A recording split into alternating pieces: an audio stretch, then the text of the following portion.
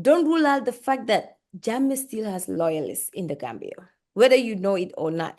Because I've seen people chanting, calling his name, especially if there are issues. That is why I'm saying Barrow needs to do like double up. Because anytime there are issues, people will start saying, I wish Jammeh was here. Because imagine if a thief comes into your home. Thank you very much, Lady Njemay Bah, for joining us on this platform to talk about issues happening at home and also within the United States here. What do you make of the events that are happening back at home? Well, first, I want to say thank you for inviting me or for having me here. And then shout out to all your viewers. I'm really honored to be part of this show because I know I watch it. I watch your interview with other people and you're doing a great job. So keep it up. As far as the current issues in the Gambia, I want to first start by sending my condolences to the young man who passed away, to his family, because death is always painful, regardless of who it is, whether you know the person or not, especially our young people. For that being the case, I would say it is unfortunate. If the stories are true, allegedly, if they're saying that the police did it, then it needs to be looked into thoroughly. I'm not just saying for them to come out like the press release they release and say, oh, we put in a panel and then they investigated and we have, suspended the officers that were, responsible. For me personally, that was a quick turnaround. There has to be a thorough investigation because how do you determine they did it? There has to be a postmortem, like something medically has to prove that he was beaten to death or it was a natural cause or something. Because just to be fair to the officers as well, I am not in support of violence of any kind, whether from the government or from like the citizens. But a thorough investigation has to be put in place so we can have facts finding, because you don't want to be wanting on either sides. We want to have a fair justice, but we have to do it right. So that I will say based on the statement that came out from the police.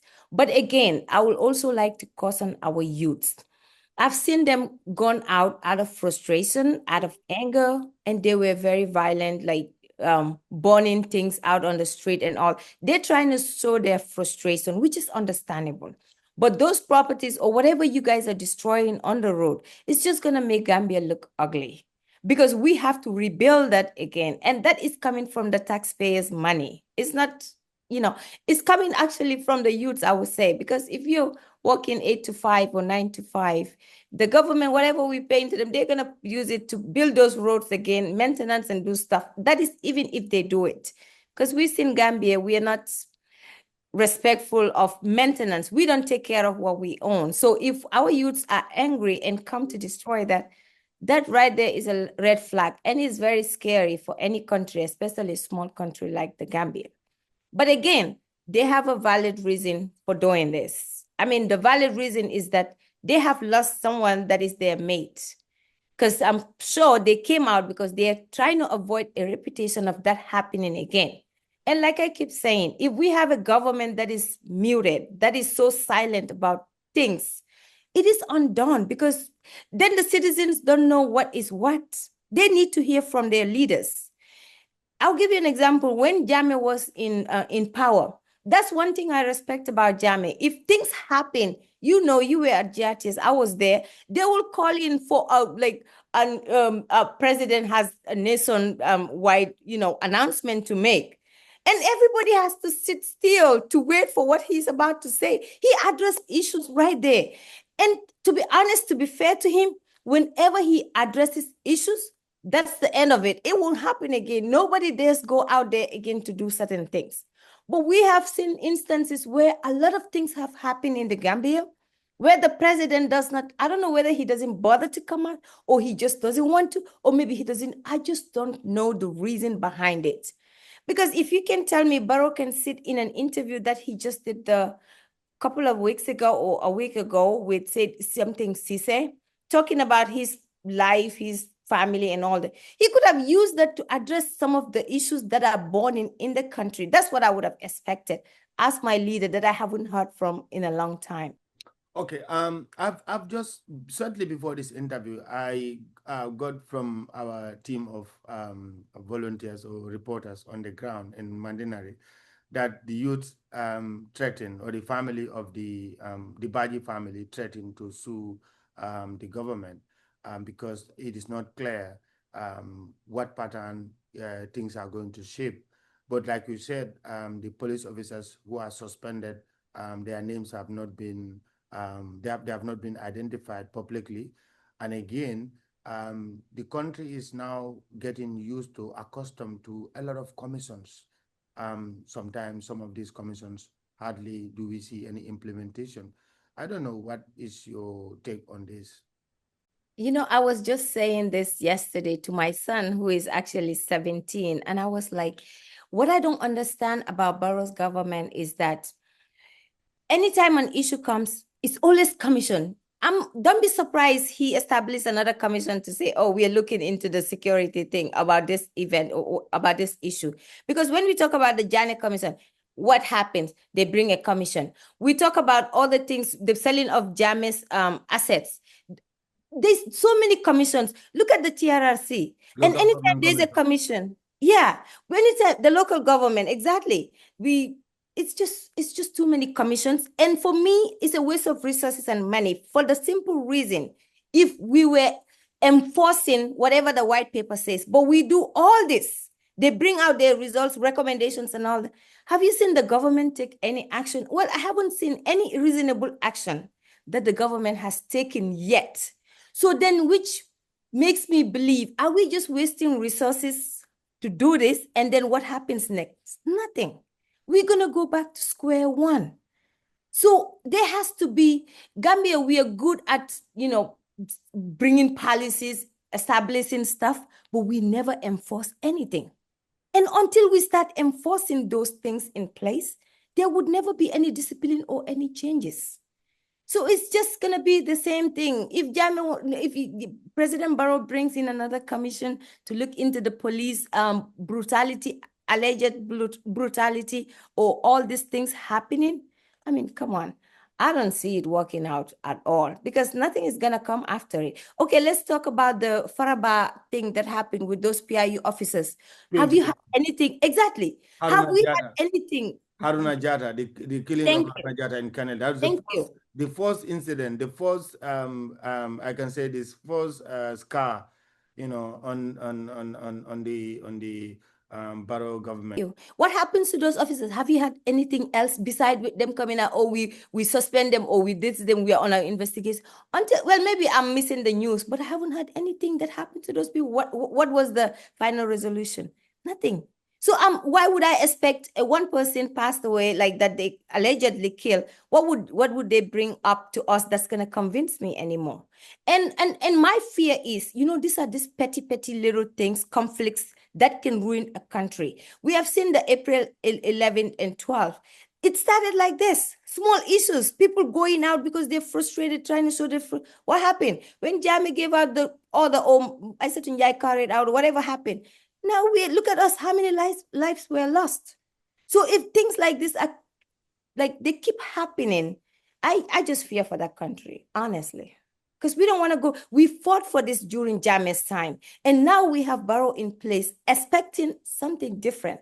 If we are going back to the same thing that we fought for, then we have a long road to go.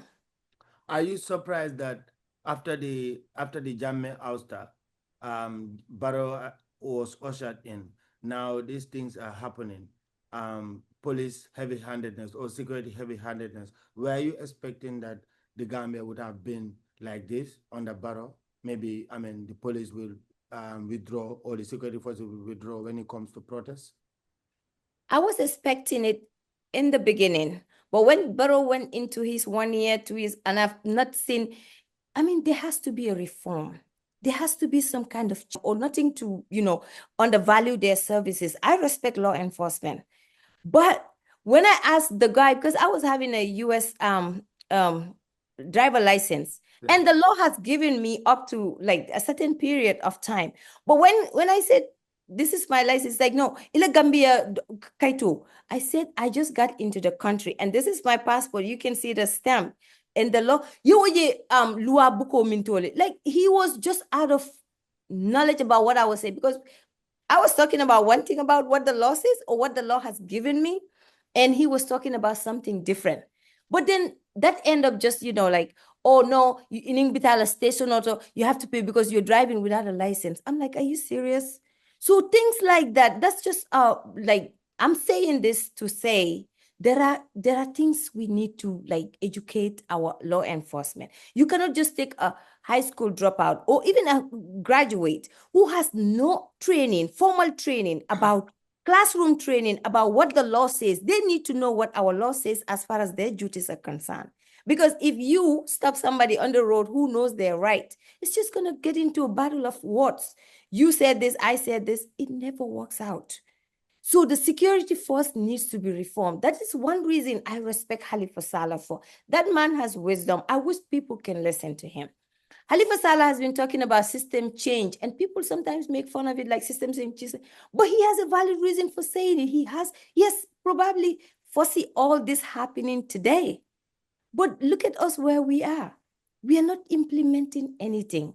Our security officers needs to be trained. You cannot just take them to train for a week or two at the Mile 2 training center and just come out and say, oh, we've learned something. No, train them in theory and practical. Let them know. It is even helpful to them to know their rights, to know what they're doing, because it covers them at the end of the day. Because even if they are at fault, they know what they're doing. It helps a lot and it develops a country. But if I don't know my right from my wrong, I mean, come on. If you take me today as a journalist and you take me to the security force, I'll be so dormant because I wouldn't know anything that I'm doing. So it's just like that. We need reform. We need to enforce our laws. We need to and it starts with our leaders, because if, I don't want to say too much, because especially when it comes to politics, but because I want to be able to go to Gambia without being arrested. But yeah, you know what I'm talking about. No, I don't know what you're talking about. Okay. All right. I was reading some comments that you posted on your Facebook page. Are you And, stalking me? yes, yes. Are you interested in running as National Assembly member, or are you trolling some folks about it? My professor once told me that if you don't like the way the laws are written, why not become a lawyer? You know what I mean? So my goal is, if things the way they are going right now, they don't change, I want the best for my grandkids, my kids and all that. And for the future generation, I have to be the change maker. If it has to come to that for me to be in it, for that change to happen, I am 100% interested. But that's just for the future. But for now, I'm putting my voice out there, since that's all we have, our voice, especially us that are known in the public domain. We cannot be silent about certain things. And I feel like the only way we can make that change is adding our voice. So I am not ruling it out. And don't be surprised, hear me tomorrow come and you find me in National Assembly, because I want change. On the UDP ticket? Oh, no, no. I don't know about that yet. No, because right now, honestly, I haven't seen any political party in the Gambia that caught my eye, honestly, because it's all like the Wolof would say, "Sisak no flame." They will It's be your like, time. exactly. They will come and say this when they're trying to look for position. And when they get in there, it's a different story, especially the fact that they're not fair to us as women. All they use these women for is tattoo feature, yai comping, and all that. No, we can handle better positions. But you will see these women cooking manda for them, doing all that. But when they get into office, do they look at Barrow's government? It is diversified in the sense that you have Mandinka Jola and all those tribal wise. I love his cabinet. He said it's a mass cabinet. Thank you. But then when it comes to the gender balance, I think you can count them. Only one or two women are in that cabinet. Why? So there are things that I have so many issues in my chest that I just cannot express right now. But there's a lot of things that I'm not impressed with any other political party that is currently running in the Gambia. Context of Mbahal, you speak Wolof very well. I think there's a figurative meaning attached to the Mbahal. So I think for him, he run with the interpretation of Mbahal being like a mixture. But some people who understand the semantics of it said, I mean, Mbahal is like diluting the essence of the cabinet. What is your take on that? With this Mahal thing, I'm just hearing it now. I heard of it, but I never know what the true meaning of it is. I just thought maybe they're just making fun of his government or something, but I never put a true meaning to the context of. Yeah, actually the context is he was trying to look at like a mixture. Mhm. You understand what I mean? But Mhm. again, those who understand Wolof very well will tell you Mbal is usually not something that you can take up seriously. I don't know. I mean, what is your idea on that? That is true. On my broke day, I make mahal, even though it's yummy, but then that's like, It's I not don't a know. serious meal. Yeah, ñu bari fulaluñ ko, if that makes sense. Like, mahal dafa nekk loo xamante ne you're at your lowest. Nga jël rek taaj sa ceeb xam nga def si sa netetu ak géej ak Fish, yu correct. xam nga rek, Melons. maintenant sa jaxase lekka. But if the context is different for him, then probably he meant bring in all kinds of mixture and still have a tasteful meal. It could be anything. So you are watching closely about the political developments in the country. So you are not ruling out standing as a National Assembly member. Probably, who knows? You might, I mean, interested in a bigger, I mean, platform like presidential candidate also, because women are virtually absent when it comes to the presidential aspirants. Last time we had Marie Sok, unfortunately, because of her dual citizenship status, she couldn't pass the IEC requirement.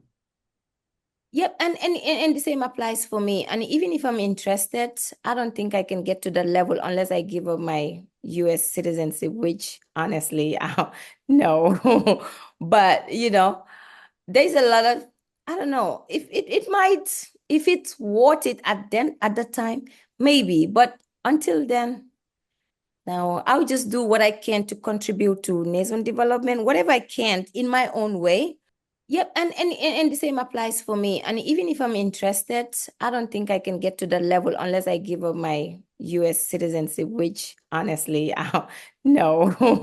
But there's a lot of, I don't know, if it might, if it's worth it at that time, maybe. But until then, no, I'll just do what I can to contribute to nation development, whatever I can in my own way. I will to contribute to make that change. But as far as giving up certain things without knowing what the future holds, or if your voice or your opinion will even be valued. Because look at it, I've attempted here, left the US and go to the Gambia to secure a job and just try to contribute my quota. But my experience wasn't fun. So people are yet to adapt to change. Because if you bring me as an HR representative, or I you was bring I was I was coming to that. Some years back, you made a public outburst on that about your supposed return to the Gambia, but then you were so how to call it, bold enough to express that sentiment, and a lot of people ran with it.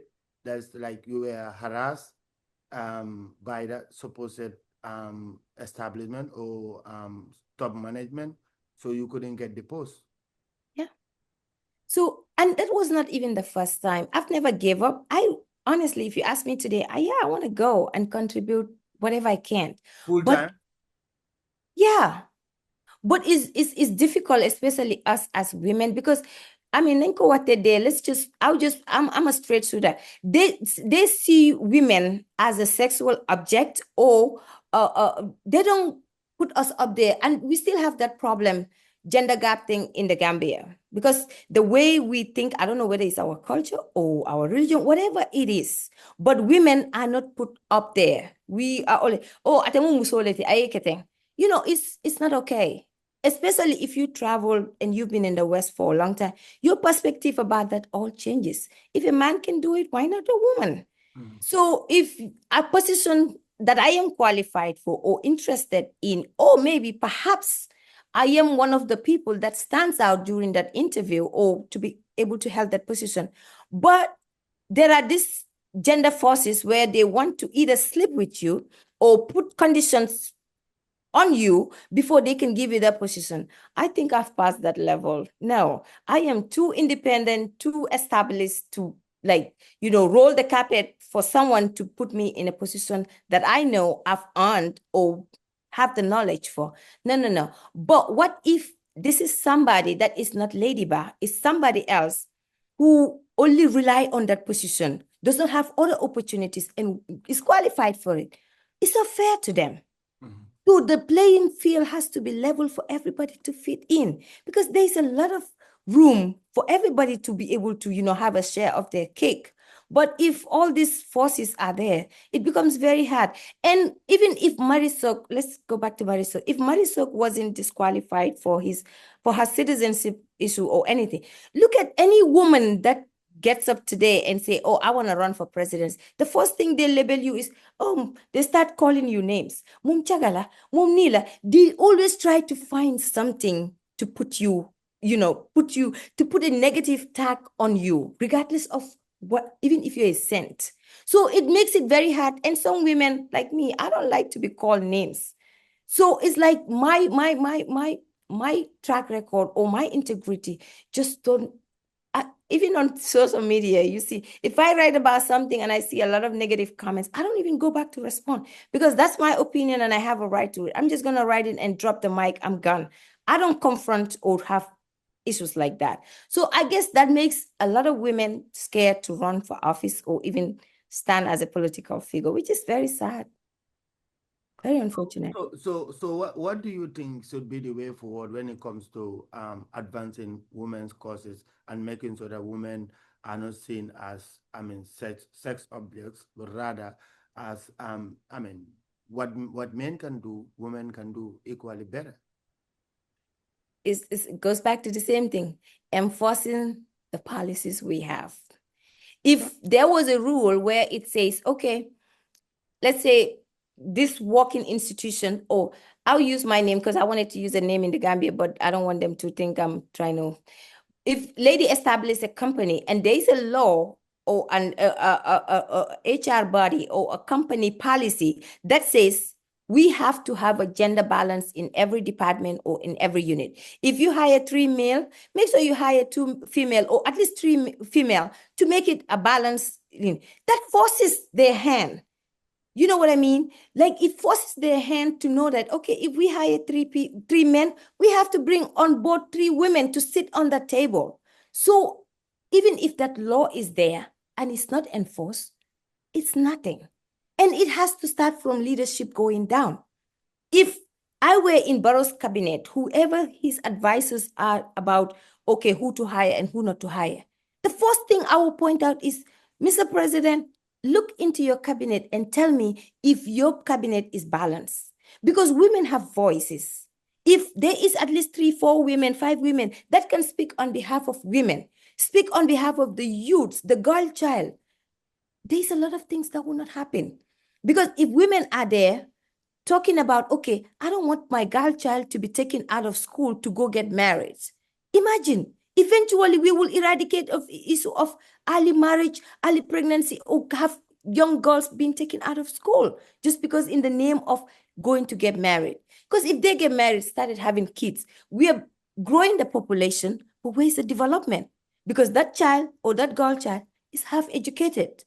Probably what kind of job can she secure without maybe, I'm sorry to use this word, selling herself out of frustration or go do something. I'm not saying those are bad words like going to do minda and being a maid and all those. All those are still jobs. But she could have done better if she was let on her own to finish school and go do something that she wants to do.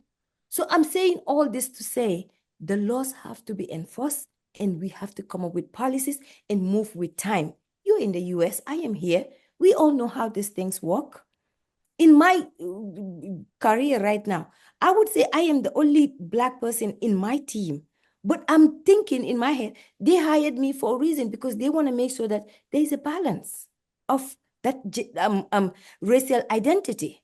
So there are things that people do in order to make sure that everybody has a piece of cake. But I'm not seeing that in our institutions, for the most institutions in the Gambia. And it's sad. But the political field is becoming congested now. A lot of presidential aspirants are coming forward. Do you think, women still stand the chance to fight in a male-dominated area? Well, why not? We still stand a chance if we are willing to have a thick skin and be ready for whatever comes in. But if you're But like, you said yeah, there are a lot of negative things that are thrown at you. That is why some women are discouraged by it. So you are here talking about having thick skin. So where do yeah, you that's what I'm saying. You have to be able to contain that, handle it. If you're able to handle it and just ignore all that negative forces and go into it, you're paving the way for the future. Because if you are able to take that fight, that all the dirty laundry thrown at you, even if you don't win, another woman or the future, the Gen Z, they're coming. They'll be like, oh, if lady was able to handle this and fought until today, why are we afraid? Eventually it eradicates all that, because then it becomes a normal thing. If you call me names, it will not matter anymore because it's nothing new. But someone has to be able to be bold enough to withstand that. So if I'm not able to withstand it, somebody else is not able to. Eventually, we will just be taking the back seat as women. And it will never change. And if male figures are in the political rally with us, they need to understand that we are not there to take their position away from them as a man. Because there's this. I'm not being gender sexist here, but there's this thing about men being authoritative. Oh, ki jigen rekla, ki nale. Until they stop having that mentality and see us as partners in development, it will be very hard. Because if you're running against a woman, you being a guy, you go stand in a political rally and talk negative about that woman. I mean, come on. What does that say about you as a male figure? It is not okay. So there's a lot of things we on both sides need to work on. And I'm saying this, if these Gen Zs are out there, they're interested in these political parties or want to come up with something, hey, I am all in for it. Let them not hold back because of the negative energy that's coming towards them. No, they need to be there to fight, and let them know that these are words that are not new anymore. It's been going around for a very long time. Women being subjected to all this negative energy and negative words. We need to accept it and embrace it and just move on. So finally, 2026 is fast approaching, and 8 to 9 years after Jammeh's ouster, he still continue to rent space in our mindset and in our body politic. Is it realistic for you that Jammeh could come back and steal the show again and bounce back at State House? I don't know. It's like it's I can't predict the future and never say never, but the possibilities of that happening, I honestly don't think so. But if it happens, I'll be very surprised. But don't rule out the fact that Jammeh still has loyalists in the Gambia, whether you know it or not. Because I've seen people chanting, calling his name, especially if there are issues. That is why I'm saying Barrow needs to do like double up.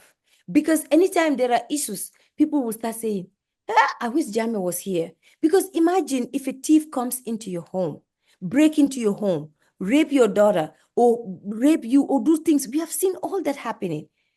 And quite honestly, during Jammeh's time, even if it were happening, it wasn't this bad. You dare not even think in your head to things like this. I don't know when was the last time you went to Gambia, but if you go to Gambia and you just drive your car around Senegambia, Ibrahim, your heart will break. I've seen young people selling themselves on the street is just mind-blowing. I went to this bar, and I'm saying this just because we are in this topic. I went to this bar, this kid came to me, like, it's just, there are things happening. Female, because it could be both genders. I'm talking about a female trying to hit on me, trying to have a good time with me, which Wow. makes me really sad. And if I were to go further and ask this, I probably would even be older than this lady, or she might be older than me. I don't know, because I don't like judging people by their figures. But it just makes me sad that, it has come to that level. You know what I mean? And while you're driving, you see them put on these things, roaming the street. No disrespect to them. I'm not judging them. But I'm just saying, during Diamond time, you will not see people. They do it now openly. They don't care. You see them drink. Oh, you see a little girl with this old sugar daddy, like either a white person or a black person or whatever. I don't know. But you see them with these people, and you know in your head, like, okay, what is happening? So the things I've seen, and all those things make people want to think like, okay, if Jammeh was here, we were not seeing some of these things happen. Even if it was happening, people were scared to show it. But now it's happening openly. Why? It's just, yeah, it's just, talking about it, so breaks my heart, because But others, Njemay, others might jump in to say that, well, that's democracy. That's the cost of democracy. I mean, the dividends of democracy. So it's not like, I mean, enforcing or, having a patrol to police the people, what they do. So that's why we need to go back to the drawing board and know what the meaning of democracy. I think we are missing the meaning of it right there. So some people might say, I mean, with all the things Jammeh did, I mean, his government was accused of doing. So you are not ruling out a Jammeh comeback? Oh, no, I am obviously not. I'm not saying I'm not ruling it out. I'm saying if it happens, I'll be so surprised for Jammeh to come back. Honestly, I would be surprised. But I'm just saying words from the street about why people sometimes think about Jammeh or even have a reflect of Jammeh. So imagine if all this happening right now, people are feeling some kind of sense of security, things are moving the way we want them to move, even if not 100%. You think anybody will even think about Jammeh? No. But people think about Jammeh because the things that were not happening openly like that, where he step his foot and say, no, this is like, look at the gay, lesbian things. Jammeh will openly condemn it, even though people have their right to live their life they want it. But he was openly condemning it. But today you go to Gambia or other places, people don't care. I can show that I'm lesbian, I'm gay. Who is going to question me, or who is going to have a problem with it? I mean, even if people have problem with it, what is there for them to do about it? Nothing. So I'm saying all this, the current government has to do better for people not to feel like, okay, what if this person was here? Nobody, I don't know anybody in their right senses that would want Jammeh to come back to be a leader. But even if it happens, I'll be so surprised for it to happen. I mean, I'm not saying it can never happen, but it will be, the chances are very slim. People are now waking up. But at the same time, too, people want to live their best life. We want to be in our homes and be secure. Me as a victim, just recently, they got into my home, broke my ceiling, took everything that's in my house. If I were there, I go on vacation all the, if I were there with my little girl, who knows, it could have been worse, because I could be killed, I could be raped, my daughter, anything could have happened, because they went in there with cutlasses and everything. I'm sure they went there with the intention, okay, if we find someone there and who confronts us, we will get confrontational. Me as a woman living there alone, it's scary for me. Now it makes me not even want to go to Gambia. So if that happens to many people like me, that now feel some kind of Insecure. insecure, we will probably not even visit Gambia. And us going to Gambia is really for the economy to develop, because we have to take visas, we have to pay our flights. And when we go there, we invest money, we go to restaurants, we spend our money. Yeah. It's all staying in the country. We develop, we build homes, we buy cars, we do stuff. So all that money is, we paying tax, it stays in the country. So it's a lot of things, man, that we need to work on. So what do you have to say as we wrap up this interview about the Gambia and about issues happening back at home, and about your passion for what you believe in? As far as in what aspect? Anything. That's an open-ended question. Yes, you You run played with the journalist trick on me, but it's all good. it. Well, I want what everybody wants for their country. I want to see our name high up there in a positive light. I don't want it in a negative way. I mean, first, we need sensitization, educate our people to know democracy does not only mean having the liberty to do whatever, say whatever, do whatever. No, it also comes with principle guidelines where you have to have that self discipline in you. And we need to change. I've gone to institutions where I hear people say, oh, we have always been doing it this way. Mhm. If things were happening, this is how you guys like, okay, there was an instance I went to this office. I'm not gonna name, but I went to this office where I see a stack of papers like this. Some of them are even like Oh. cut, Mm. half torn. Exactly. Where is the record keeping? You know what I mean? People like me, I go to Gambia every year. Whenever you go to Gambia, you get a new ITIN number, they call it. Is it ITIN number? Mm. If you give me an ITIN number to open a bank account or whatever, if I go there, if I lose it, I expect it to be in the record. Give me the same number. It's just like a social security number in the US. Mm. But if you go anytime, you get a new ITIN number. Where are the records? You go today, you lose your passport.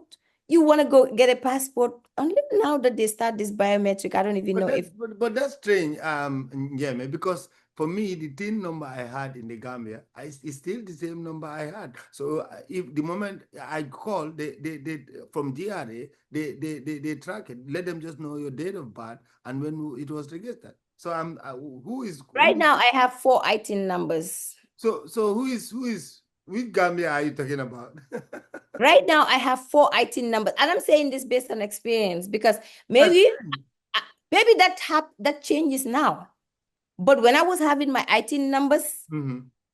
I get different ITIN numbers, and I currently have 4 different ones, and I don't even know where they are, honestly. And Mhm. if I bet, unless now that things change, maybe technology has changed. Because Mhm. the last time I checked on got an ITIN number, I can't even remember because I shut down everything that I have in the Gambia. Mhm. So I don't even have the need to have an ITIN number Mhm. right now. But to prove your point, Mhm. I'm planning. I mean, if I go to Gambia, I'll try to go see if I can retrieve one of my ITIN number. Yeah, And just give I'll them tell your you my date of birth. experience. Give them your date of birth, and perhaps when you no, just your date of birth and your name. You sure about that? Of course, I did it. I did it. Yeah, even like tomorrow, I can if I call, I give them the same number I had. I still have maintained that. Oh, well, that's a good thing then. If that is the case, then that is progress. Then we are getting baby steps. We are getting there. But based on what I had in the past, no. Yeah, So that's good. Then we are developing in that end. yeah. But like again, just saying to say there are this culture of this is how we used to do things has to Mm. change. Our mindset has to change for us to develop, Mm. honestly. So we just need to move with time and move with the way things are going right now. That's what we need for a start. Well, thank you so much, Lady Njemay Bah, for this animated discussion on issues happening back at home and your views about politics, your views about social issues, and also women advancement. We hope one day we will have Lady as president of the Gambia I hope so in too. our Fingers lifetime. crossed. You never know. Never say never. Yeah, that's true. Thank you so much, Njemay.